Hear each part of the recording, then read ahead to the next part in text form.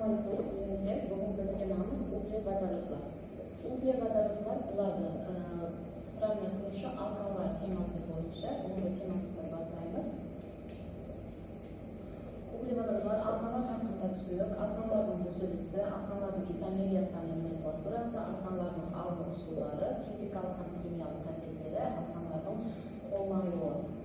Uglevodorodlar екі элементтер, uglevodorod ham vodoroddan құралған органикалық біріктірулер болып есептелінеді. Тойылған uglevodorodlar халықаралық номенклатура бойынша алканлар деп жүріледі.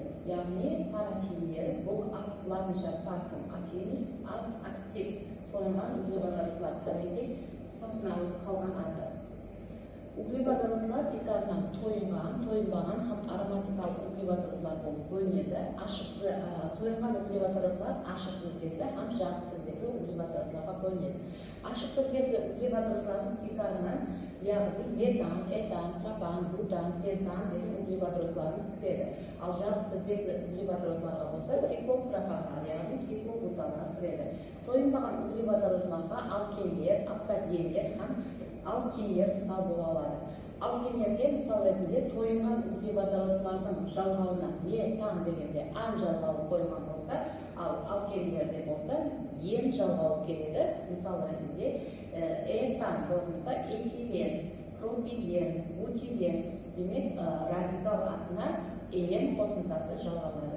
Ал алкендерде болса ин жалғауы келеді. Алкин демек ацетилен қатары uglevodorodlarga мысалы этин, бутин, пропин дегендегі ин жалғауы келеді.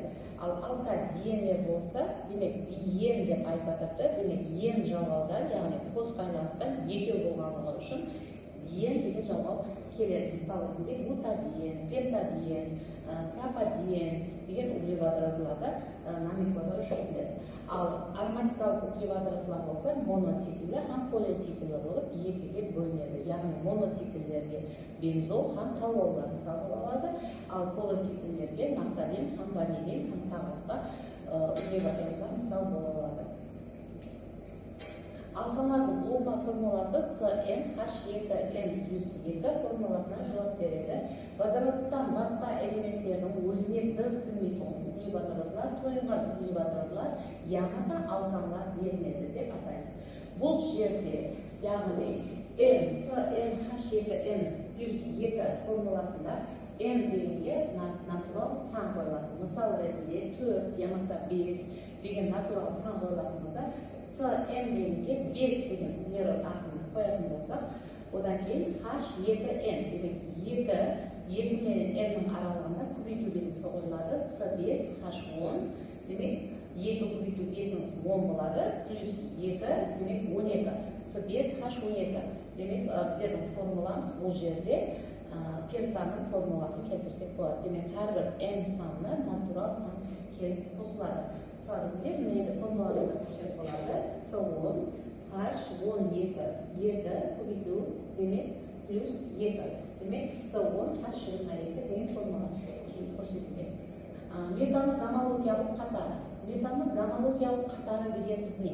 Метанның гомологиялық қатары дегеніміз демек метанға ұқсас болған көп uglevodorodlar, яғни метанның гомологиялық қатарлары деп аталады. Мысалы, гармон ұқсас деген мәністі білдіреді.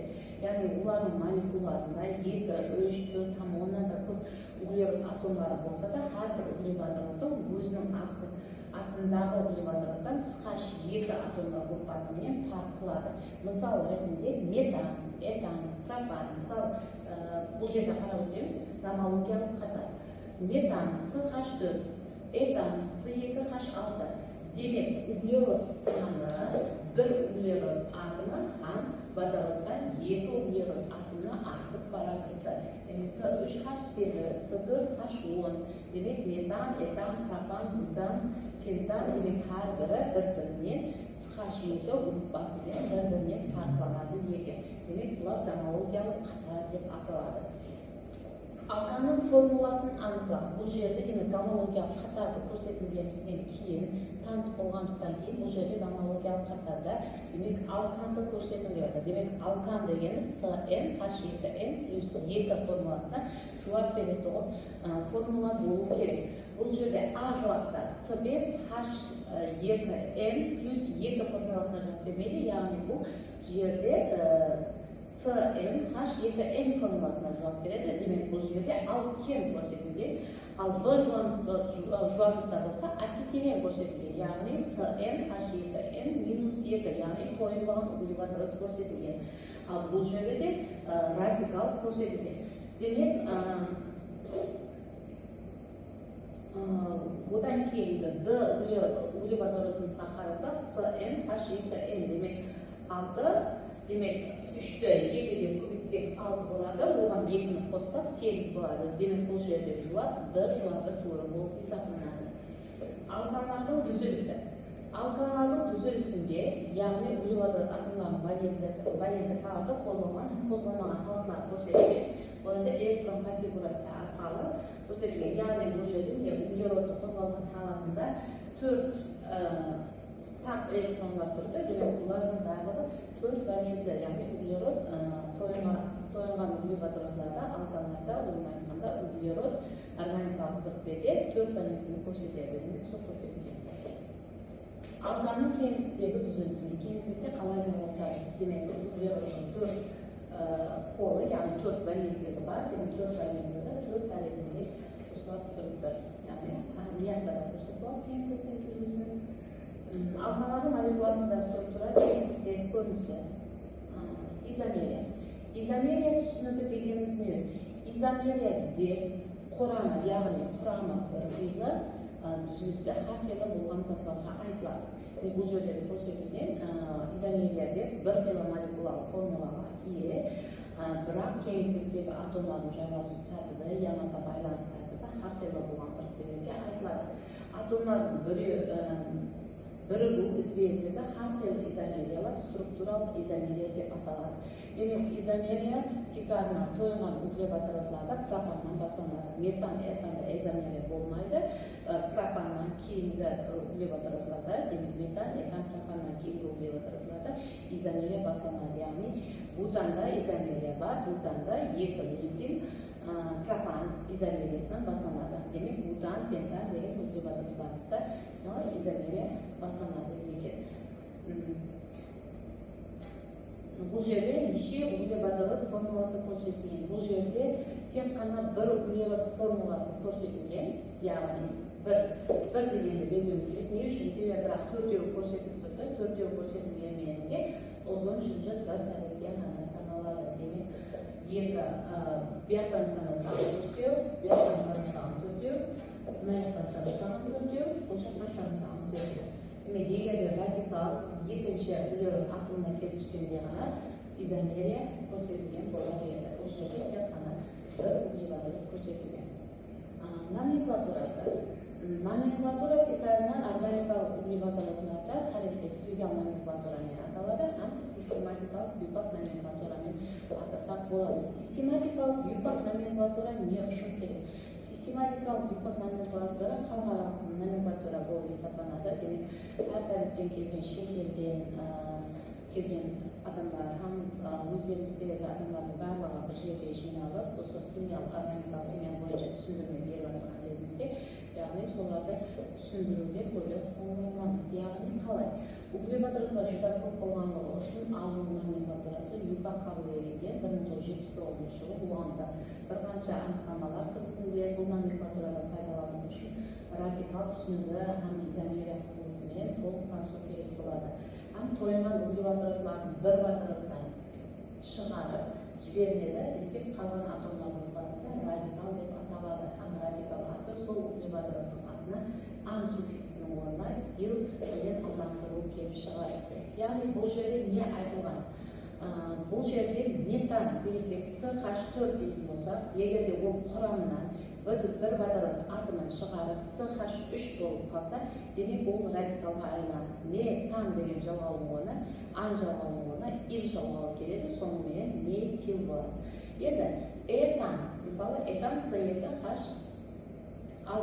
С2H6 болатын болса, бір водород атомы кетсе, С2H5 болады. Демек, С2H5 бұл этан деген жалғаудың орнына, ан жалғаудың орнына ил жалғауы келеді. Демек, радикал деген затымыз ұсынылады. Демек, радикал бұл екінші углерод атомынан кейін қойылады изомерияларда. Мына жерлерде көрсетілген металдан кейін метил, этаннан кейін этил, пропаннан кейін пропил деп изомерия жүргізіледі. Мысалы ретінде мына жерде систематикалық юпак номенклатураны көрсек болады. С2H3, демек С2H3 не үшін қойылған? С2H3 қойылған углерод атомы, демек углерод 4-ке тең валенттігі. Соның үшінде водород пенен 3, мияқтағы байланыс пенен 4 болып тұрды. Мына углеродта не үшін бір водород атомы қойылған? Себебі углеродтың валенттігі 4-ке тең, 4 тарифінде 4 валенттігімен ұсылап тұрды, 3 углеродты. Демек, соның менен бұған тек бір водород керек болады, соның үшінде бір водород қойылған. Ал енді төменде түсіп тұрған, бұл шынжырдағы төменде түсіп тұрғандар, бұлар радикал болып есептелінеді, бағана айтылды, метаннан кейін дегенде құрамынан бір водород атомы шығып, С2H3 келсе, онда радикалға айналады. Демек, радикалымыз бұл. Ұзын шынжырды санап аламыз. Ұзын шынжырды санамастан алдын радикал қай жаққа жақын болса, сол жақтан мақсат номерация қойылады. Демек, бұл жақтан санасақ та, бұл жақтан санасақ та, радикалымыз не болады? 2 тарифке де жақын. Соның ұшында 1, 2, 3, 4, 5 ұзын шынжыр санап аламыз. Демек, углеродтар саны 5, радикалдар 2-ші һәм 4-ші углерод атомынан көрсетілген. Демек, 2, 4, диметил. Не үшін диметил деп жатыр? Демек, радикалдар 2 болғандығы үшін ди жалғауы қойылады. Соның үшінде 2, 4 диметил пентан деген жалғауы атамасы беріледі. Демек, бұл систематикалық юпак номенклатурамен атағанымызда 2, 4 диметил пентан деп аталады. Қараймыз. Атамасы көрсетілді. Демек, радикал көрсетілгендерге қызыл реңмен берілген 2, 4 диметил пентан. Төменде көрсетілген формуланың атын табы. Демек, бұл жерде қайсы формуланы табамыз? Көрсек болады. Ұзын шынжыр бірінші санаймыз. Демек, шет тарифтен санасақ та, оң тарифтен санасақ та, біздерге радикал оң тарифтен жақын. Демек, біздер оң тарифтен, шет тарифтен санаймыз. Демек, екінші углерод атомында радикал бар, 2 радикал бар. 2 радикал болғандығы үшін 2 дегенді 2 үтір қоямыз және 2 қойылады. 2 диметил. Бұл жерде радикал бар, лекін бұл жердегі радикал, метил радикал емес, этил радикал. Яғни 2 углерод атомы бар, 5 водород атомы бар. 2-ге 3-ті қосып 5 водород атомы деп кетеміз. Демек, С2H5. С2H5 болатын болса, этан еді, енді демек не болады? Этил болады. Демек, 2 диметил, 4 этил деген жауапты іздейміз. Демек, бұл жерде 2, 4, 3 метил деген, бұл жерде 3 метил деген жауап туры болмайды, 5 дегеніміз туры болмайды. Не үшін 5 дегеніміз туры болмайды? Себебі бұл жақтан бастап санамаймыз. Демек, қай жаққа радикал жақын болса, сол жақтан бастап санаймыз. Демек, бір жауапта да бұл жерде 2 диметил делінген, бұл жерде бұл жауап туры емес. Демек, бұл кейінгі жауабымызға қараймыз. 2 диметил, 4 этил, гексан. Демек, углерод ұзын шынжырымызда 6 болғандығы үшін гексан атамасы беріледі. Табиғи деректер һәм алынған ұсуллары. Углеводордлар текрарына нефт һәм табиғи газдерден алынады, көмірді гидрлеумен алынады. Одан кейін карбонат ангидridке водород тәсір ету жолымен 400 градуста, 300 градуста, 290 градуста демек ұсулармен реакциясы нәтижесінде алканлар алынады. Лабораториялық алынған ұсулары металлардың органикалық біріктірулердің суменен реакциясы. Демек, металлардың металл карбидлеріменен сумен реакциясында метан һәм алюминий гидроксиді алынған көріністер көрсетілген. Басқа да галоген алкандардың натрий металлмен реакциясы көрсетілген. Галоген алкандарға натрий металл тәсір еттіргенімізде бұл жерде бутан алынады. Не үшін? Себебі мынау 2 еселеніп кетеді. Демек, С2H5 суы, демек С2H5 суы демек астынан түсіп, және екі еселенген кезде С4H10 демек тоңған углеводородтардан бұдан алынады. Егер де метил хлорид болғанда этан алынған болар еді, яки пропил хлорид болған кезде бұл жерде гексан алынған болады деді. Демек осындай етіп сөйлесек болады. Енді карбон кислоталардың тұзларымен электролизінің нәтижесінде 1849 жылы Колбе база анықтаған электролиз нәтижесінде, яғни карбон кислоталарының натрий тұзына, ұлыма тұзларына су тәсір ету жолымен тойынған углеводородтар алынады.